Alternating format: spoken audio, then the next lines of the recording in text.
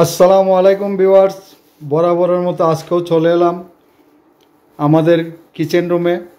Kitchen room, bedroom যা খুশি বলতে পারেন, সব একই জায়গায়, বাথরুমও একই জায়গায়।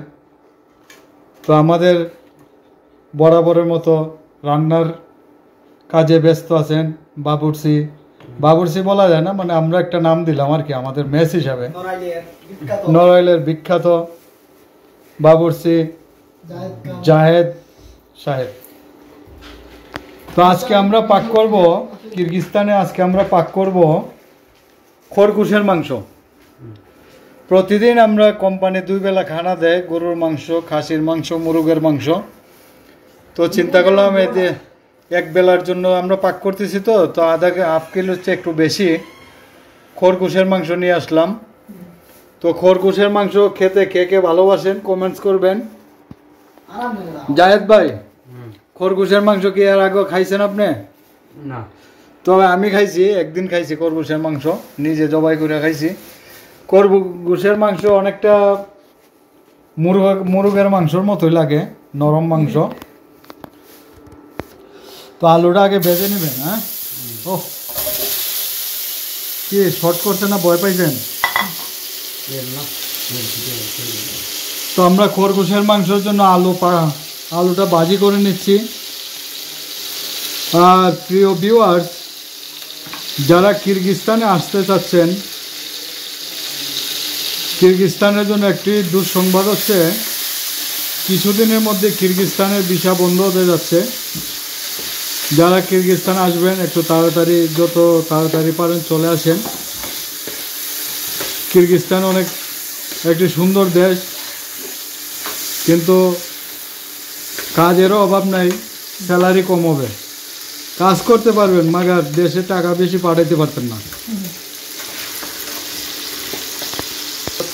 আরে বলতে তো ভুলে গেছি, আজকে তো জায়েদ ভাই আমাদের নতুন গেঞ্জি কিনে নিয়ে আসছে। তো গেঞ্জিটা তো অনেক স্মার্ট লাগতেছে। তো জায়েদ ভাই, কত টাকা দিয়ে গেঞ্জিটা নিলেন? 500 টাকা। 500 সোম? হ্যাঁ, তাহলে তো বাংলাদেশে প্রায় 700 টাকা পড়ছে। হ্যাঁ। এই দেশে তো কাপড়, বিদেশি কাপড় একটু দামি হয়। তো আমাদের আলু প্রক্রিয়াধীন চলতেছে। এই যে পেঁয়াজ কচি, রসুন নাই। তারপরে এই যে খরগোশের মাংস। এই দেশে রসুন খায় না, আদার পাউডার আছে, কারণ রসুন অনেক দাম, ওষুধের মতোই। 2টা রসুন কিনতে গেলে বাংলাদেশের 100 টাকা লাগে। তা এই দেশের মানুষ রসুন খায় না, আমরা খাইয়া কী করব? আমরাও বাদ দিয়ে দিছি রসুন খাওয়া। সিদ্ধ করা গোস্ত খাবো খালি। হ্যাঁ, তো আমাদের সাথেই থাকেন। আজকে দুপুরে কোম্পানি আমাদের খাওয়ান দিল খাসির মাংস, আর বিকালে দিল বার্গার দিল, আর সাথে কফি দিল। আর এখন রাতে একবেলা খাওয়ার জন্য আমরা এই যে পাক করতেছি। প্রতি রাতে আমরা একবেলা খানা নিজেরা পাক করে খাওয়ান লাগে। তো কোম্পানিতে ভাই মাছ মাংস সবজি কিছু দেয় না প্রতিদিনে, ভাই সরি, মাছ সবজি কিছু দেয় না, প্রতিদিনই মাংস দেয়।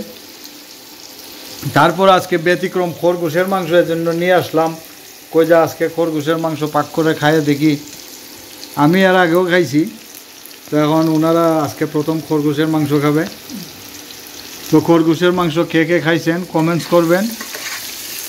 আর কিরগিজস্তান সম্পর্কে কোনো কিছু জানার থাকলে অবশ্যই কমেন্টস করবেন, উত্তর দেওয়ার চেষ্টা করব। আর চ্যানেলটি সাবস্ক্রাইব করবেন। এখন বন্ধুরা আমাদের খরগোশের মাংস কষানো হচ্ছে। ও, খরগোশের মাংস তো ভাই সেই রকম গান আসতেছে। ও, তো খরগোশের মাংস ভাই খেতে অনেক স্বাদ। কিরগিজস্তানে আইসা আরো কত কি যে খেতে পারবো। কিরগিজস্তান দেশটাই ভাই অন্যরকম। ও,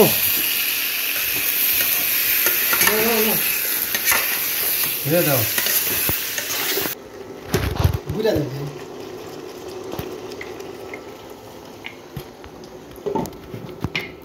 জাহিদ ভাই, সামনের রবিবারে কিন্তু ভাই গাধার মাংস আনতে হবে, ঠিক আছে? ঘোড়ার মাংস খাইলাম, আজকে খরগোশের মাংস খাবো। আগামী সপ্তাহে ইনশাল্লাহ গাধার মাংস নিয়ে আসবো। গাধার মাংস একটু সস্তায় পাওয়া যায়, ঘোড়ার মাংসটা একটু দাম। তো গাধার মাংসটা খেয়ে টেস্ট করে নেব কেমন লাগে। তো বন্ধুরা আমাদের খরগোশের মাংস পাক হয়ে গেছে, ভাত হয়ে গেছে, খরগোশের মাংস, সাথে আছে বুটের ডাল, আর সাথে আছে আমাদের জায়েদ সাহেব। তো সবাই আমাদের জন্য দোয়া করবেন, আপনাদের জন্য আমরা দোয়া করি। সবাই ভালো থাকেন, সুস্থ থাকেন, আর বেশি বেশি করে কিরগিজস্তান আসেন। যত আসবেন ততই কিরগিজস্তানে ভাই গুপ্তধন আছে, গুপ্তধন বুঝছেন, গুপ্তধনের লাগাল পাই গেলে বাদশা, নাইলে মনে করেন আর কি কি ভাই, গুপ্তধন লাগাল না পাইলে কি হইব, ধন আছে।